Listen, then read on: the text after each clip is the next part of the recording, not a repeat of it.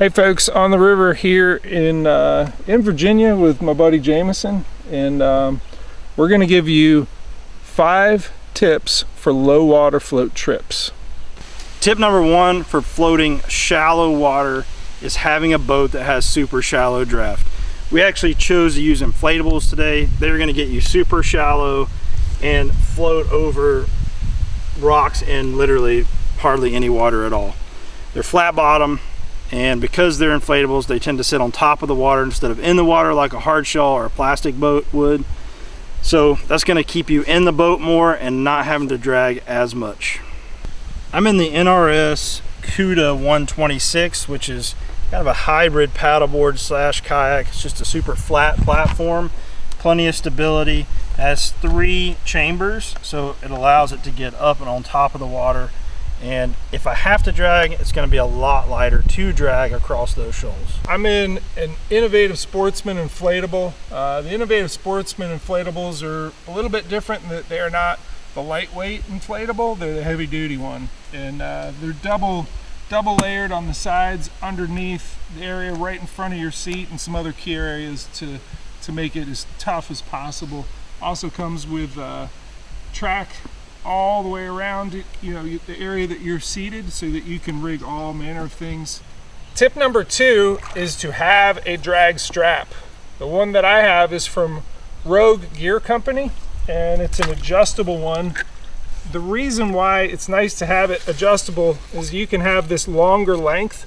The longer your drag strap is going to be, the less force it requires. So if I'm really pulling with something that long, it's going to take me less force than if I had a shorty up here.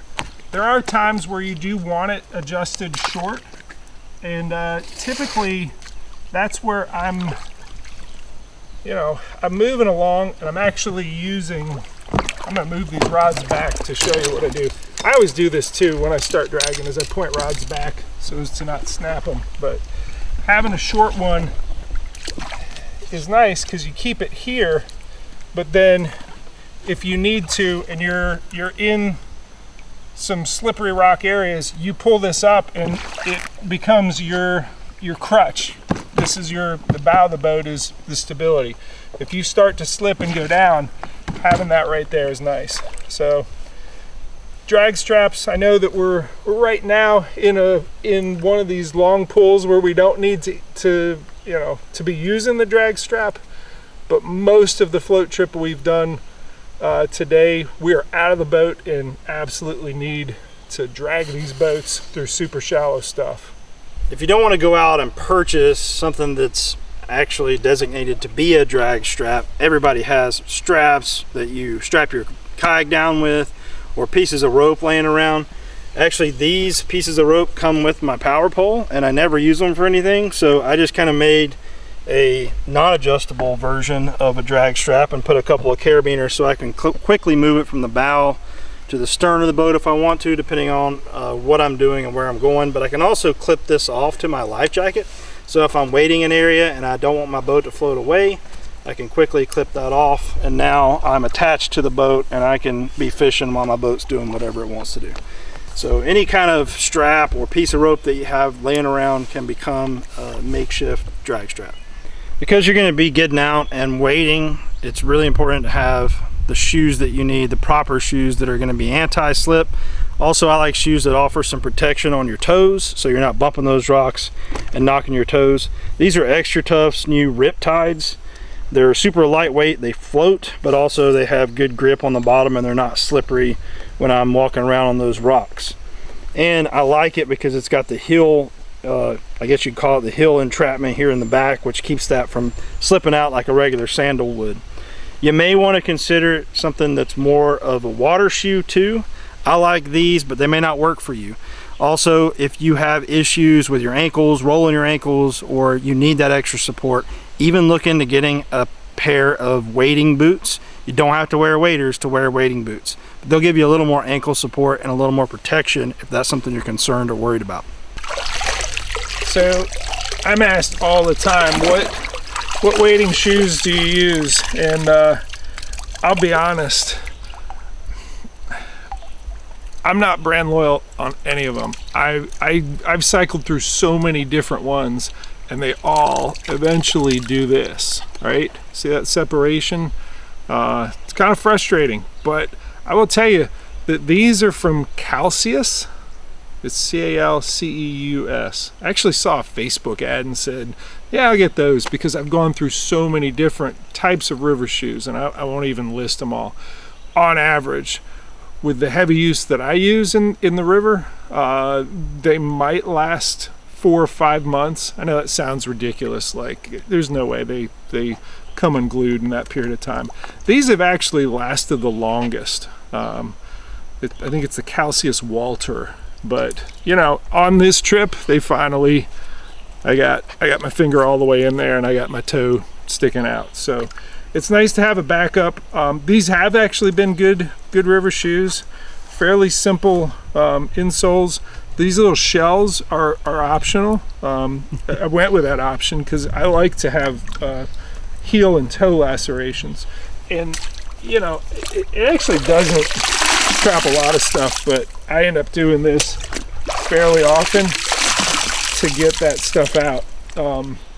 Having a river shoe that doesn't get a lot of sand and pebbles and stuff in there is good, and I think these have always been good. I think it's just that you know, they're at the end of life and there's stuff getting in that way. So been happy with these. Probably reorder another pair, and man, if I get another 2.5 years out of them, I'm pretty happy. When it comes to paddling on any body of water, being a better paddler is going to help you position your boat better, avoid obstacles, and stay in that strike zone. But one of my favorite paddle strokes is actually the draw stroke. It's a stroke that allows you to move the boat sideways so you can avoid obstacles, or even like when you're coming up to a dock. But it's very simple. You're going to reach out away from the boat and just put the blade in, pull it to the boat, and then slice back. That's going to move your boat sideways.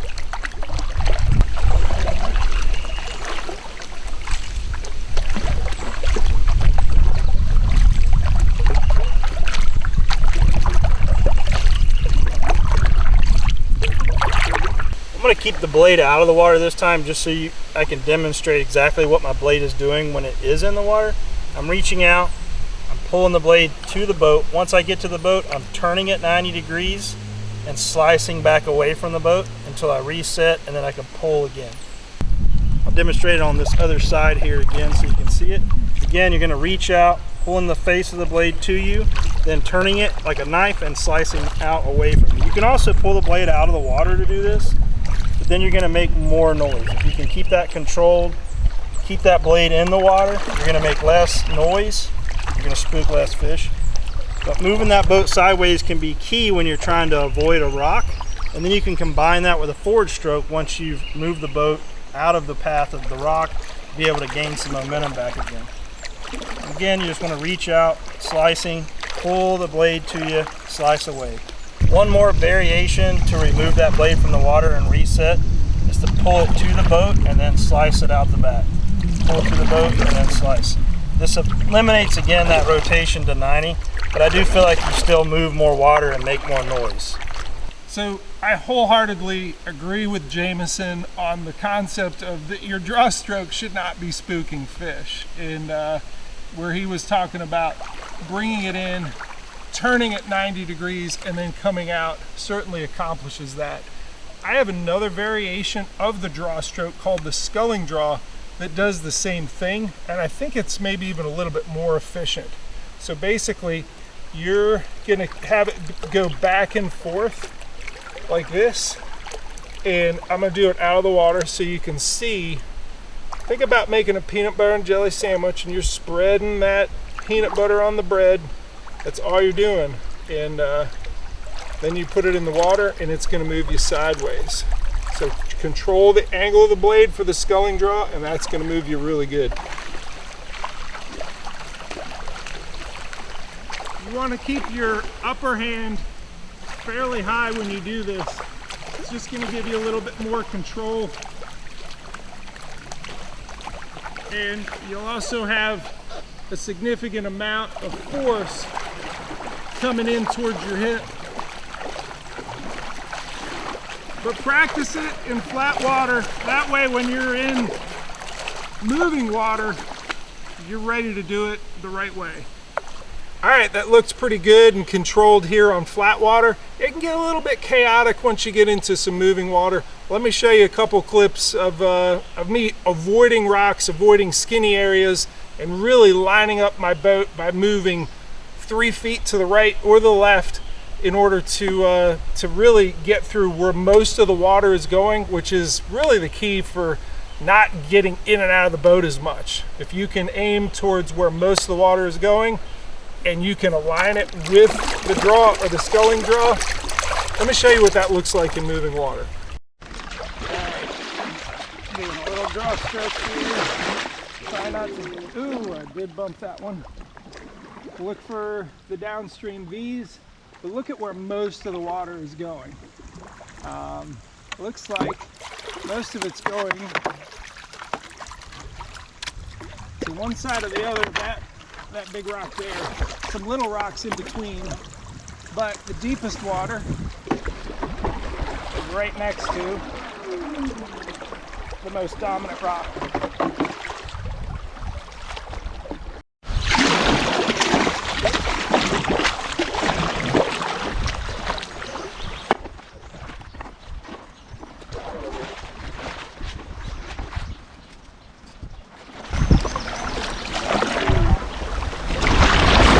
Stroke going over to the right, sweep stroke on the left to turn back. I've avoided this, now I'm headed over this direction. Because everything on the left is out of the water or just super shallow. Most of the water going this way.